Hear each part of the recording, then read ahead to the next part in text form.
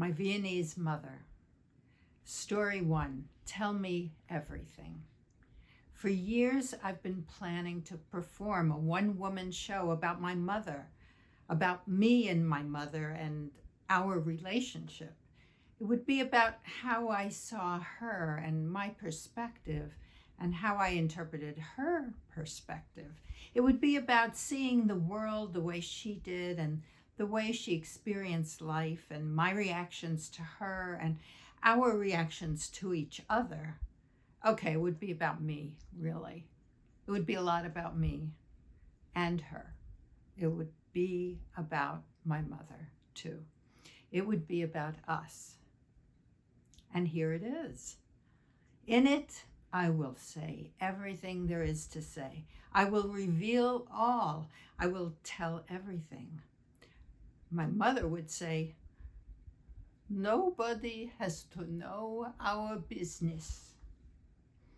I will tell about how she grew up in Vienna with everything she ever wanted, how she went skiing in Salzburg and went to concerts in bejeweled theaters, and about her strict mother and sweet father and Jewish culture, and her twin baby brothers who died of whooping cough as infants, and her sister Greta, who got severely punished for being bad all the time, and her youngest brother, who was sweet like her father, and their happy childhood until the Nazis took over. Nobody has to know our business. I don't like to think about it. Nobody can talk about this. I'll tell about the neighbors who turned into Nazis overnight.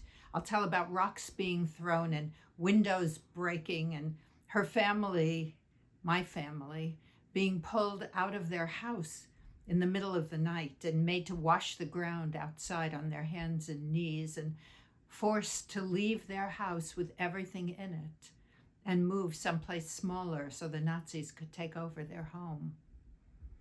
I'll tell about the great and lucky escape to London, the many attempts to escape and being turned back until finally my mother, her brother, and sister got out by getting jobs as servants in the English countryside. But not her parents, my grandparents, Minna and Hugo. They didn't get out. And anyway, they all thought it would blow over in 6 months and they could go home again. I can adjust to everything, and I always have. I will not tell about what happened to her parents, my grandparents, except that they were killed. I won't tell you when it was or how they got there or what it was like or which line they were in or how long they lived. I won't tell you the details because I can only imagine it, and I have imagined it over and over and always will. I don't like to think about these things. It can happen again. I can adjust to everything. I spent the 4 years in London. It was my first time away from home. There was a group of us from Vienna, all friends. We had a good time together. We went out dancing every night after work, and then we would sleep in the underground, deep in the subways during the Blitz. The next morning we would get up, everything was bombed, and we would go to work. I will play my mother in the show.